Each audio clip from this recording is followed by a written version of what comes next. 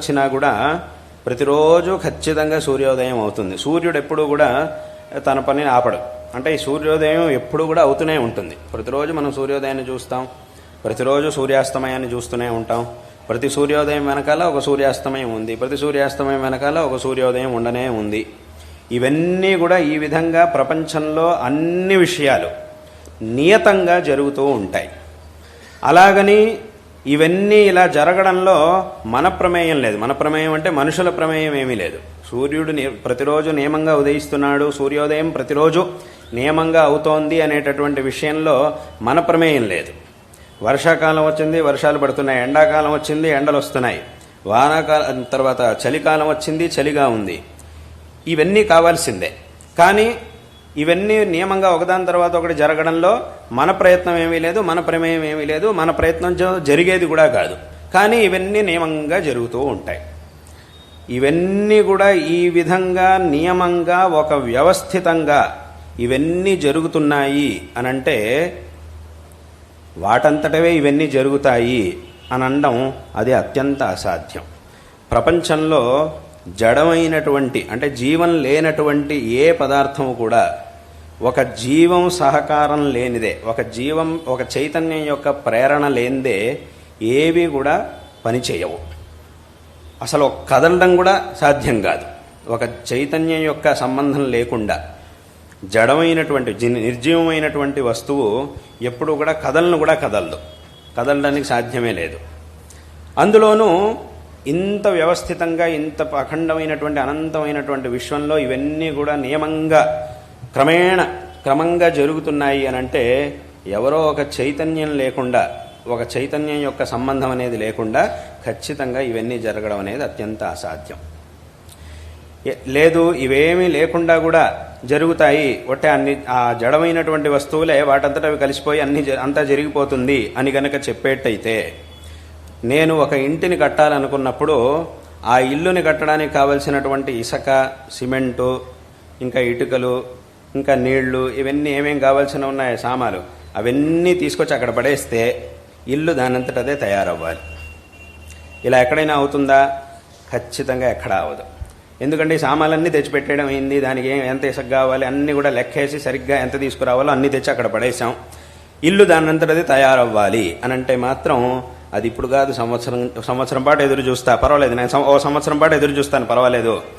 నాకేం రేపే ఇల్లు కట్టేయాల్సిన పని లేదు. ఒక మనిషే ఒక రోజులో ఇల్లు కట్టలేడు. వాడు కట్టడానికి కొన్ని నెలలు పడుతుంది.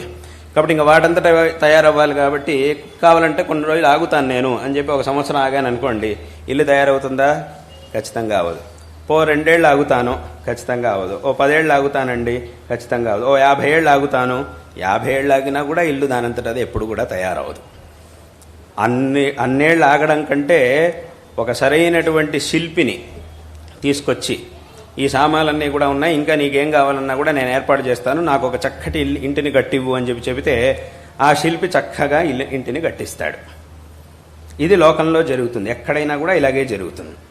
ఏదైనా ఒక వస్తువు తయారవ్వాలి. ఇప్పుడు మనం ఈ వస్తువుని చూస్తున్నాం, ఇలా రకరకాల వస్తువులను ఇక్కడ మనం చూస్తూ ఉన్నాం. ఏ వస్తువు తయారవ్వాలన్నా కూడా దాంట్లో ఎన్నో అవయవాలు ఉంటాయి. ఆ అవయవాలన్నిటినీ కూడా కలిసి అందులోనూ ఒక్కొక్క దానికి ఒక్కొక్క నియమం ఉంటుంది. దీన్ని ఇంతే కలపాలి, దీన్ని ఇంతే వెయ్యాలి అని చెప్పి ఉంటుంది. ఆ మోతాదు ప్రకారం, ఆ నియమాల ప్రకారం ఆ వస్తువుల్ని పెట్టుకొని వాటన్నిటినీ సంయోజన చేసి ఒక వస్తువుని తయారు చేస్తే మాత్రమే అది మనకి పనికొచ్చేదిగా మారుతుంది. అది నియమంగా పనిచేస్తుంది. ఇప్పుడు ఏదో టీవీ ఉంది, అథవా కంప్యూటర్ ఉంది, అథవా అందరి చేతిలో ఫోన్ ఉంది. అది తయారవ్వాలి, అది మనకు కావాల్సినట్టుగా పనిచేయాలి అనంటే దాన్ని మనం అలా తయారు చేయాలి. అది దానంతటదే తయారైంది కాదు. దాంట్లో రకరకాల విషయాలు ఉండొచ్చు, కానీ అవన్నీ కూడా వాటంతటవే తయారైనవి కావు. ఆ తయారైనవి కావు అనంటే మరి దాని అర్థం ఏమిటి? ఎవరో ఒక వ్యక్తి, చాలా సూక్ష్మ బుద్ధి కలిగినటువంటి ఒక వ్యక్తి, నిపుణుడైనటువంటి ఒక వ్యక్తి వీటన్నిటిని కూడా సంగ్రహించి ఈ రకమైనటువంటి ఒక వస్తువుగా తయారు చేసి ఇది ఇలా పనిచేయాలి అని చెప్పి ఆ వస్తువుని తయారు చేసి ఇంకా కాలకాలంలో ఇంకా మళ్ళీ దాన్ని ఒక్కొక్క కాలంలోనూ ఇంకా దాన్ని ఆధునీకరణ చేసి ఇంకా దాన్ని ఇంకా దాన్ని మార్చి ఇంకా అభివృద్ధి చేస్తే ఇవాటి రోజున ఇన్ని రకాల వస్తువుల్ని మనం చూడగలుగుతూ ఉన్నాం. కాబట్టి ఇటువంటి ఏ వస్తువైనా కూడా దానంతటది తయారైంది కాదు, ఎవరో ఒక చైతన్యం కలిగినటువంటి ఒక వ్యక్తి తన బుద్ధిని ఉపయోగించి తయారు చేసినప్పుడు మాత్రమే మనకు ఉపయోగపడేటటువంటి వస్తువులుగా ఇవన్నీ కూడా తయారవుతూ ఉన్నాయి. కాబట్టి అదేవిధంగా ఇంత విస్తారమైనటువంటి ప్రపంచంలో ఇవన్నీ కూడా నియతంగా జరుగుతున్నాయి అనంటే దీని వెనక కూడా ఒక చైతన్యం ఖచ్చితంగా ఉండాల్సిందే అనే విషయాన్ని తప్పకుండా అందరూ ఒప్పుకోవాల్సిందే. అలా మనం ఒప్పుకున్న తర్వాత ఏమైంది అంటే దీని వెనక ఒక వ్యక్తి ఉన్నాడు, ఒక చైతన్యం అనేది ఉంది అని మనకి తెలుస్తోంది. ఆ చైతన్యం ఎవరు? ఆ చైతన్యం కూడా మనలాంటి చైతన్యమేనా? మనలాంటి వ్యక్తి అయినా ఆ వ్యక్తి కూడా అనంటే అప్పుడు ఆ వ్యక్తి కూడా మనలాంటి వ్యక్తి అనంటే అప్పుడు ఏమవుతుంది? మనం కూడా వీటన్నింటినీ చేయగలగాలి అని అవుతుంది. మనలాంటి వ్యక్తి కాదు ఆయన, అందరికంటే మనకంటే కూడా. ఎందుకంటే ఈ ప్రపంచంలో అందరూ కూడా వాళ్ళ శక్తికి తగినట్టుగా ఒక్కొక్క వస్తువుని తయారు చేయగలుగుతారు. అందరూ కూడా వాళ్ళ శక్తికి తగినట్టుగా ఒక్కొక్క వస్తువుని తయారు చేస్తారు. ఒక వ్యక్తి ఒక వస్తువుని తయారు చేశాడు, ఆయనకు ఉన్నంత శక్తి ఇంతే కాబట్టి ఇంతే తయారు చేయగలిగాడు. ఇలా ఒక్కొక్కళ్ళు ఒక్కొక్క వస్తువుని తయారు చేస్తూ ఉంటారు. అందులోనూ ఇంత అపారమైనటువంటి విస్తారమైనటువంటి విశ్వంలో ఇవన్నీ కూడా నియమంగా జరుగుతూ ఉన్నాయి అనంటే వీటన్నిటినీ కూడా తయారు చేసినటువంటి వ్యక్తి ఎవరైతే ఉన్నాడో ఆయన యొక్క శక్తి ఎంత ఉండాలి అనంటే అనంతమైనటువంటి శక్తి కలిగిన వాడు అయి ఉండాలి.